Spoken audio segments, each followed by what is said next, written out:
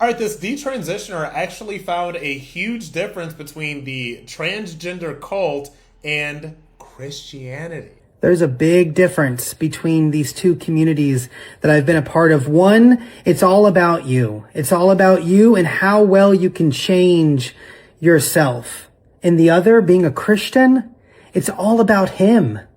And it's all about knowing that you were made in the image of God and nothing needs to change about you. In prayer, I go back and I recount these times and those 10 years of living as a trans woman, and I see how the devil uses something so perfect like the church, and he just tweaks it just a little bit and says, instead of saying I'm perfect the way that I am, I'm perfect in the image of God that I was made, I'm going to tell them that you're perfect only if you change something.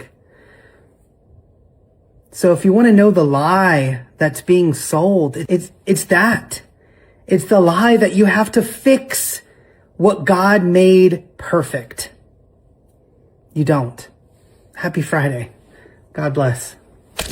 Now that's interesting, and let me tell you something. That was a word, and it's very interesting that there is a huge difference between obviously Christianity, the largest one of the largest religions in the world, and the transgender ideology. And it's very interesting that you're seeing a lot of detransitioners right now sort of like find Christianity and realize how much they had been lied to in terms of what the gender cult and the alphabet mafia and all of these people told them, right? Because to this creator's point, it really is about the gender cult and transgender ideology messaging is really about how much you can change, how much you can pass. You're not good enough. If you are a woman and you feel masculine sometimes, then you're really a man. If you're a man and you feel a bit feminine at times, then you're really a woman. And you have to go through all of these major life-altering, very intense surgeries to sort of try to, be some amalgamation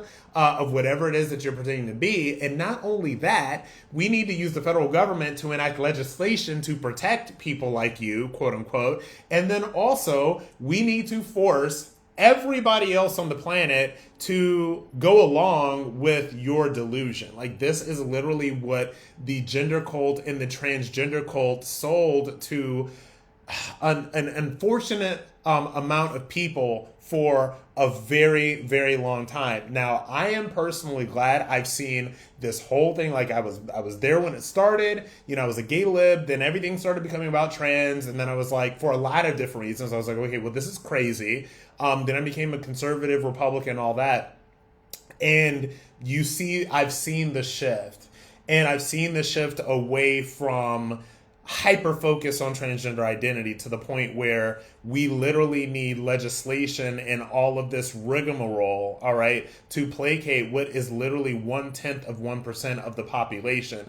They obviously was pushing this agenda to try to grow the population, but obviously that did not work because a lot of people just came to terms and they said, man, this is wrong. I don't want to work this hard to feel this bad.